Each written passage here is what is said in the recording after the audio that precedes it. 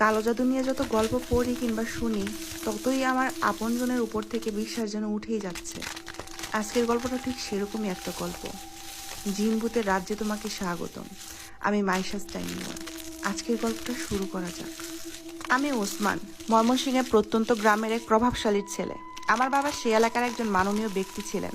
পরিবারে আমার আব্বু আম্মু ছাড়া আর কেউ নেই। ছোট থেকে আমি মায়ের আদর যত্ন এবং বাবার কড়া শাসনে বড় হয়েছি। বাবা সবসময় আমাকে একটা কথা বলতেন, আমার যত সহায় সম্পদ আছে এই সবই তোমার, কিন্তু যে সম্মান এবং মর্যাদা আমি অর্জন করেছি এটা তোমার না। এই সম্মান এবং মর্যাদা তোমাকে ধরে রাখতে হবে। এমন কোনো কাজ করবে না যাতে তোমার সম্মানে ঠুনকো পরিমাণও দাগ লাগে। বাবার এইসব বড় বড় কথা আমি কখনোই বুঝতাম না, কারণ তখন আমি ছিলাম একটা দুরন্ত বালক। হেসে খেলে খুব ভালো দিন কাটছিল আমার। আমাদের গ্রাম থেকে কয়েকটা গ্রাম পরেই ছিল আমার বড় চাচার বাড়ি। যদিও তারা আমাদের মতো স্বাবলম্বী ছিল না, কিন্তু চাচি আমাকে যথেষ্ট আদর করতেন। তাই মাঝে মধ্যে আমি ওদের ওখানে বেড়াতে যেতাম। এমনই একদিন চাচার বাড়িতে বেড়াতে আসি। চাচি জানালো চাচা বাসায় নেই, জরুরি কাজে শহরে গেছেন। তাই সেদিন ওখানেই থেকে যাই। কিন্তু মাঝরাতে হঠাৎ করে আমার ঘুম ভেঙে যায়। লক্ষ্য করলাম কেউ দ্রুত দরজা দিয়ে বের হয়ে গেল। কাপড় দেখে আমার চাচির মতো মনে হলেও সেদিকে পাত্তা দিলাম না, কারণ কোনোভাবে আমার বৃদ্ধ আঙ্গুলটা কেটে গিয়েছিল এবং সেখান থেকে রক্ত পড়ছিল। কোনো রকম একটা কাপড় দিয়ে আঙ্গুলটা বেঁধে বাইরে গিয়ে দেখলাম কেউ নেই।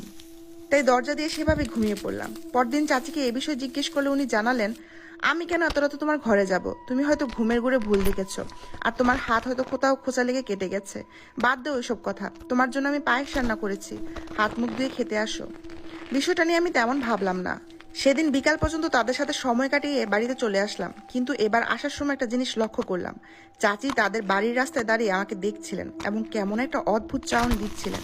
এমনটা আগে কখনো করেননি চাচি। চাচার সাথেও আর দেখা হয়নি। উনি তখনও শহর থেকে ফিরেননি। সে যাই হোক, বাড়িতে এসে গোসল সেরে আমি রাতের খাবার খেতে গেলাম। তবে কিছুই খাবার মুখে নিতে পারলাম না, কারণ পেট একদম ভরা। পানিটুকু খাওয়ার মতো জায়গা নাই। কিন্তু আমি সেই দুপুরে চাচিদের বাসায় দুধ কলার ভাত খেয়েছিলাম, এরপর আর কিছুই খাইনি। তাহলে এখনো কিভাবে পেট ভরা? এসব ভাবতে ভাবতে হাত মুখ ধুতে চলে গেলাম। কিছুক্ষণ এপাশ ওপাশ করতে ঘুম চলে আসলো।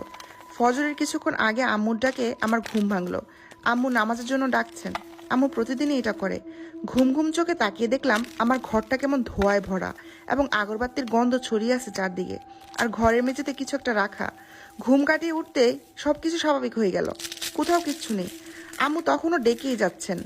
নামাজ পড়ে আম্মুর সাথে বাগানে হাঁটতে হাঁটতে দিনটা শুরু করলাম। সারাদিন বেশ ভালোই কাটলো, কিন্তু তেমন কিছুই খেতে পারলাম না।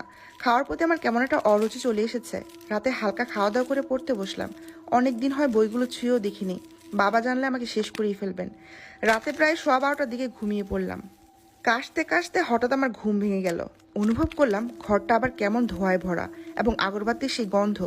উঠে বসতে গিয়ে লক্ষ্য করলাম ঠিক আমার পায়ের কাছে কাফনি মোড়ানো একটা দেহ রাখা। ভয়ে এক ছিটকে খাট থেকে নেমে পড়তে সব স্বাভাবিক হয়ে গেল। কোথাও কিচ্ছু নেই। চারপাশ নিস্তব্ধ। দেয়াল ঘড়ি থেকে একটু একটু আলো আসছে। একটু পরেই ফজরের আজান দিবে, তাই আর ঘুমালাম না। অজু শেষ করে জায়নামাজে বসে পড়লাম। আজকের